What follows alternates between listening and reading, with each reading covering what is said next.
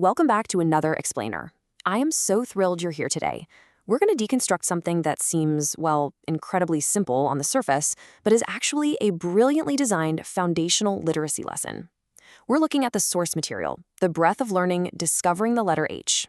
Let's dive right in and see how we teach the literal building blocks of human communication. Right off the bat, I want to break the fourth wall and ask you to actually do something with me. Yes, you watching this right now, take a deep breath in through your nose, and now let it out through your mouth like this. Okay, do you feel that? That little puff of air hitting your hand? It's exactly like when you're trying to fog up a mirror to draw a smiley face. This is exactly where our source material begins, anchoring a completely abstract symbol to a highly physical, immediate sensation. Section 1, the sound of excitement, discovering H. So the absolute genius here lies in its simplicity. When you're teaching an abstract concept, like a letter of the alphabet, you absolutely have to start with something tangible. The source doesn't define the H sound using complex phonetics. Nope.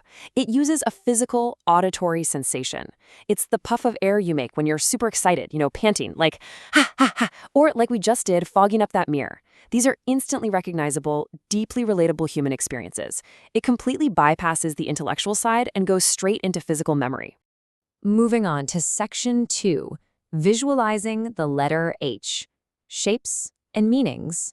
Notice how smoothly we transition from that auditory experience right into the visual realm. An uppercase H isn't just 3 intersecting lines. No, it's 2 tall towers standing side by side, holding hands with a bridge right in the middle. And the lowercase h, it's a tall tower with a little archway, basically a cozy chair for a tiny mouse. I mean, come on, I love that.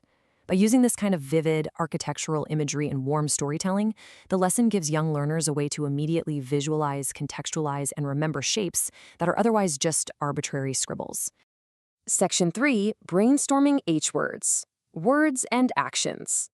The real game changer here is how the source material links this brand new vocabulary with kinesthetic embodiment. It's not just about sitting there saying words, it's about physically doing them. So for hot, you put your hands on your head. For hippo, you open your mouth super wide. House means forming a roof over your head with your arms. And horse literally gets you galloping around the room making clip-clop sounds.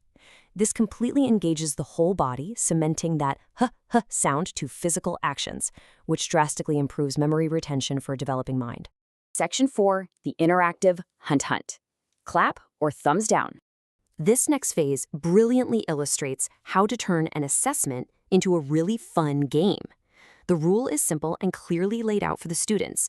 If you hear a word or see a picture of something that starts with that h-h-h sound, you clap your hands twice. If it doesn't, thumbs down. Let's actually experience this low-stakes feedback loop ourselves. You ready?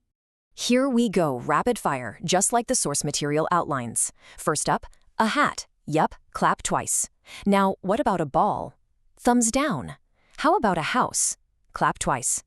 It's fast, it's highly interactive, and it provides immediate feedback without any of the scary pressure of a formal test.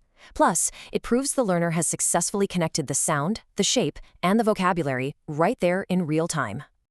Section 5, drawing with magic fingers. Physical memory.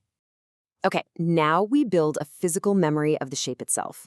The source actually praises the learners here for being amazing letter hunters and then asks them to use their magic fingers to draw a big H right in the air. Let's do it together.